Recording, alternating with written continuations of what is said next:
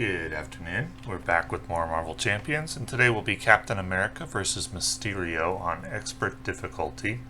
This is scenario number 3 of our custom Sinister Motives campaign, just playing against the bosses on Expert difficulty and using the campaign cards when they are beneficial, but not when they have a penalty, because the penalties for solo play are not well balanced and the campaign is unplayable in true solo in my estimation, so we're making custom rules.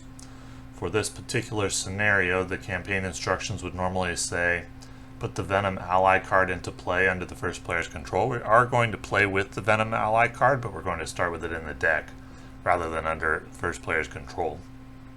Public outcry put into play, yes, but we're going to ignore the extra encounter card. Smear campaign and snitches get stitches have been shuffled into the encounter deck, along with one random side scheme. And we started 11 HP, which is what we finished the previous scenario at, and we're not doing the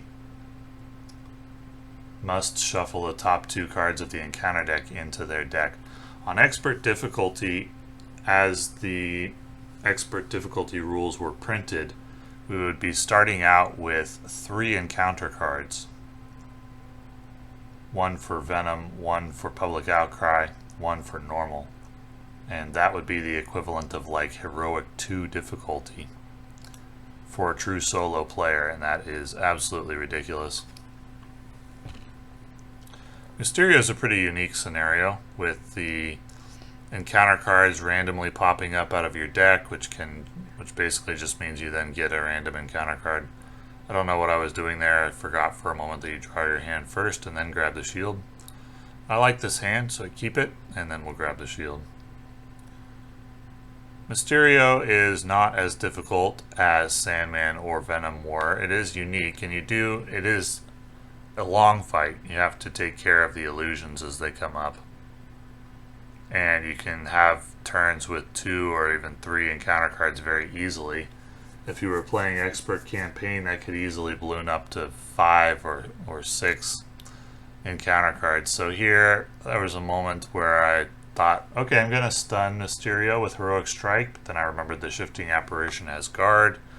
So I figured, yeah, maybe I won't do that, but then I reconsider and think, no, I will. I'll just take out the Shifting Apparition with Captain America's basic attack first, and then I'll Heroic Strike.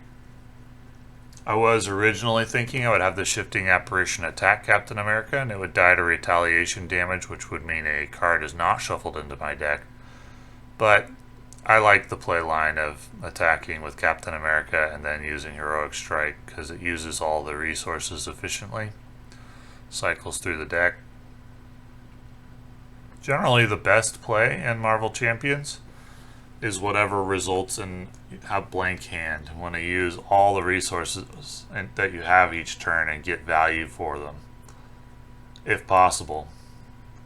And I'd never want to keep more than 1 card in my hand between rounds, or at least almost never. So even spending a good card a little bit inefficiently tends to be better, in my opinion, than leaving it in your hand. So here we had a stun on turn 1. Stuns are very good against Mysterio. They weren't that good against Venom, but they're good against Mysterio. And we got multiple man out. We use Energy Barrier there as an extra attack for Captain America with his ability. And that was the Sonic Knuckles discard. Sonic Knuckles, when you basic attack, if you discard a card from the top of the deck and it doesn't have a boost icon, you stun the boss. So got another stun on Mysterio, and this game is going very well. You can control the boss attacks with multiple man. We've got multiple stuns on him. We got this frustrating to deal with identity or illusion card there, which prevents us from readying allies. I probably should have just sacrificed a multiple man to that, but I leave it on the board until after all the multiple mans are gone, and it ended up being kind of a problem later. We got Mysterio down to 3 health already. He's going to attack. Shifting Apparition goes to the bottom of the deck because of Mysterio's ability, because it has the illusion trait. And Man Out of Time is the encounter card, which is going to exhaust Steve Rogers. So we're going to get out Super Soldier Serum here. Hard to ignore. Flip back to Hero Mode. Ready Captain America. We'll drop Mysterio down to 1 health. Sonic Knuckles discard fails. And here, as we draw our hand, we get one of the encounter cards from our deck, which gets dealt to us face down as an encounter card, and then you draw a card. Mysterio attacks. Unfortunately, Old Grudge deals a damage to each character, which is going to retire the other multiple man as well. And now I don't have one available to get rid of the illusion. The encounter card is another illusion. And I should have dealt a second encounter card there.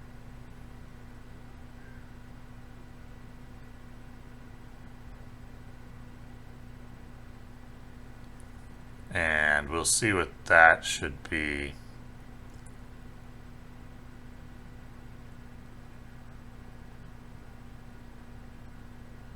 I think I got confused about whether there had been 2 encounter cards or not.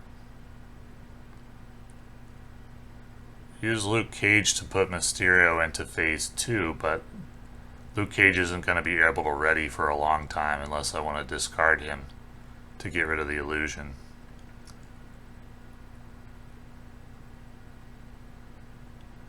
So I still should owe 1 additional encounter card.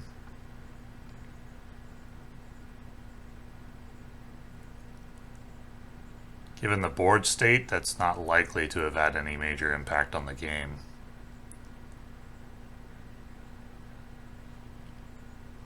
Deepest Fears.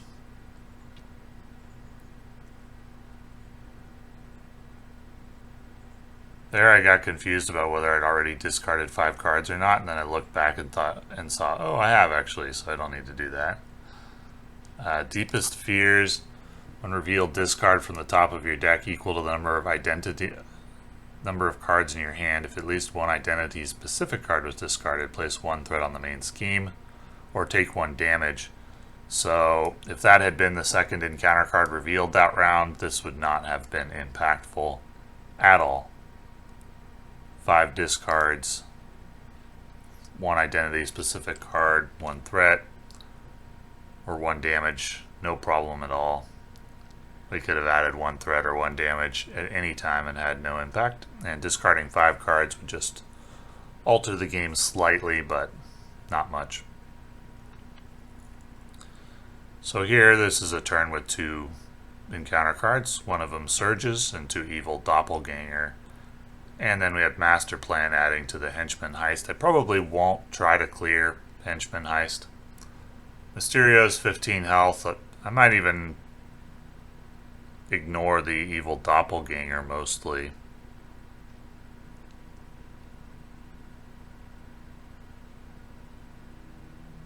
Get out Unflappable.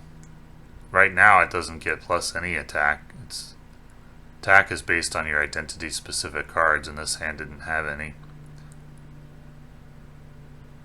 which I'm checking for right now. That illusion that I didn't use a multiple man on earlier has now become a big annoyance, and means I can't get value out of Luke Cage. Captain America doesn't really have any persona support, so he has to discard an ally to get rid of it. I'm going to use Hard to Ignore to ready Captain America, and then just get a couple of damage on Mysterio. Not worried about the Evil Doppelganger attacking for a lot because I've got 2 energy barriers out.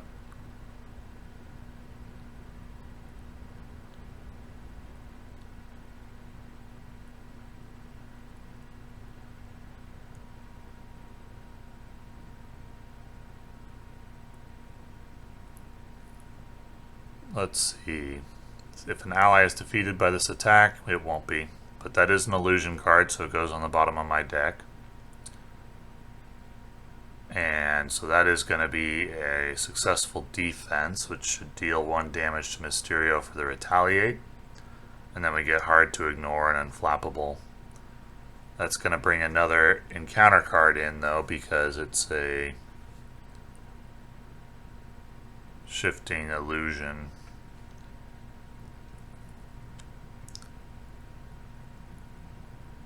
And then we got 3 encounter cards coming.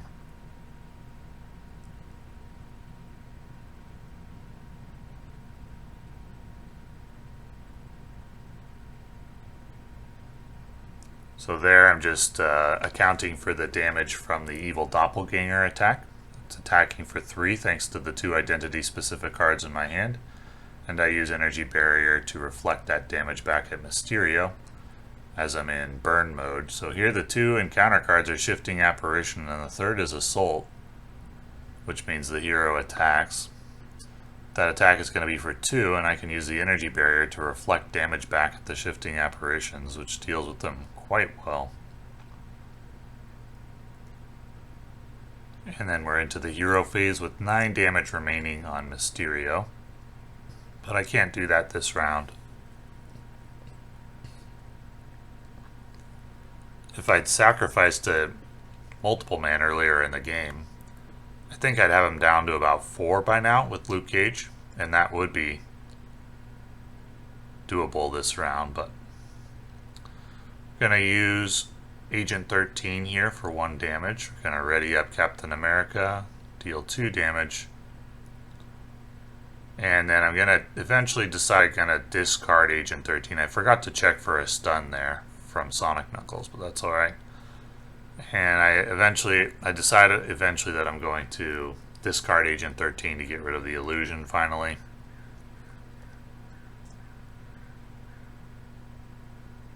Here I'm just thinking about what I want to do.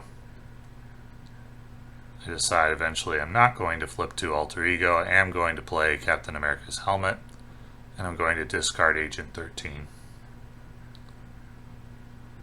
so that Luke Cage can thrive. And there's an additional encounter card.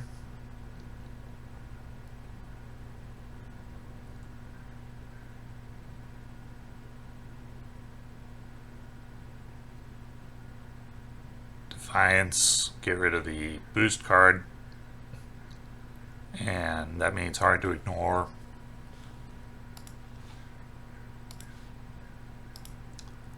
And unflappable. And the evil doppelganger just attacks for 1 here because there's no identity specific cards in my hand. So 1 more energy barrier damage. Here the villain is going to attack, which is unfortunate because it means I'm going to end the scenario at lower health than I would have otherwise.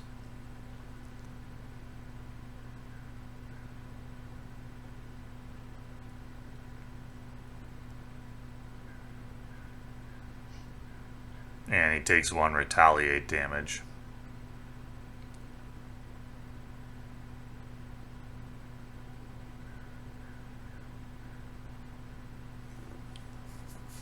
And I had forgotten 1 retaliate damage from the first attack, which wouldn't matter whether he was at 3 or 2. So that will end the scenario. We'll go back to the game board here, because it's bugging me that I forgot that extra encounter card. So we'll just, it's not great, but we could resolve it now and see what it would be. Shifting apparition. So if that had come out, it would just mean 1 less HP, and the retaliate damage would kill it. Or potentially it could have died, and Mysterio would have could have died to Mockingbird now, but anyway, I don't think 1 extra encounter card is going to have any impact on the game no matter what with that board state. But it did bug me, so I wanted to see, at least at the end, what 1 more encounter card would do, and the answer is not much. So, The reputation rewards for this one are not great.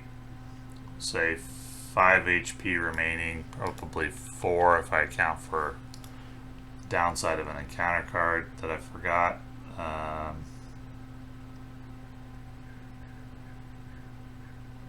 We have no victory points in the victory display. Side scheme is in play. There's a minion in play. There's no threat on the main scheme, so that's +1. Fewer than 1 acceleration token, +1. No defeated identities, +1. So +3 reputation, which puts us at +9 for the campaign, which means an additional aspect card can be added from any aspect to my deck. And if I were doing the villain rep rewards or rep penalties, each player would have to start the game with a minion engaged. I'm not going to do that. These scenarios really don't need the additional challenge on in true solo. This campaign appears to have been balanced terribly for solo. It was clearly balanced around multiplayer, with solo not even an afterthought. I don't think any thought was given to it at all, because it is unplayable in solo. That being said, I really enjoy the scenarios in this expansion standalone. My philosophy on campaigns in Marvel Champions or in Lord of the Rings LCG, I never played the campaigns in Lord of the Rings LCG. I played each scenario standalone. I decided I would play the campaigns in Marvel Champions. They're mostly not good, though.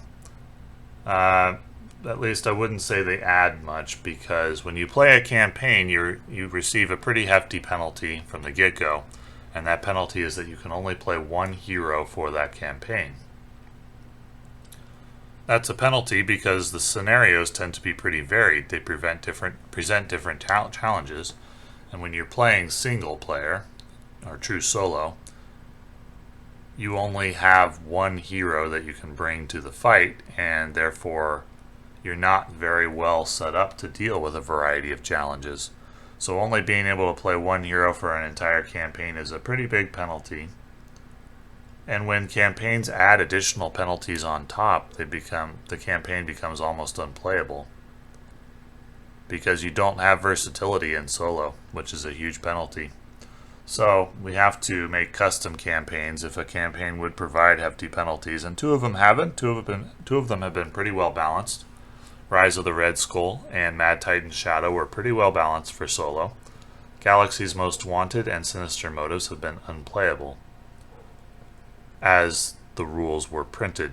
But with custom rules, we can make them playable so that we can still take advantage of the fun campaign cards while being able to actually play the content without too much difficulty. But not every player wants to do that. Lots of players just want to play the rules as they were printed and aren't inclined to make their own headcanon or make their own rules. And if that's the case for you and you play solo, I can't recommend Sinister Motives for its campaign mode. The scenarios and standalone are fun, though, and I could recommend them for that. And the player cards are great. I could recommend it for that. But if you really want to be able to play the campaign in true solo on expert or even standard difficulty, I don't know if it's going to be doable. Probably, I think it would be, though difficult. But expert campaign is not playable out of the box in true solo. And it's possible it isn't intended to be. It's possible it's only intended to be playable with cards that have yet to be released. But I think not, because two of the expansions have been perfectly playable out of the box. And my personal philosophy is that a campaign should be playable in standard mode with the included pre-constructed decks. It should be playable in expert mode with expanded collection up to and including cards that would have been released at the time of the expansion. So anything from Sinister Motives or before, if you have that entire collection, then this campaign should be playable on expert difficulty, in my opinion. It isn't, but it should be. And then the heroic mode should be the future-proof one. The heroic mode may be beatable now, but maybe not until future cards have been released that are more powerful. That's my personal opinion for how the campaigns should be designed. and 2 of them were designed that way and 2 of them weren't. However, Sinister Motives does have very good player cards, and the scenarios in standalone mode are very fun. So I can recommend this expansion for those reasons. Anyway, we got 2 scenarios left. We got the Sinister Six, and we got Venom Goblin. So, Captain America doing well so far, and we'll see how it goes. And thank you for watching.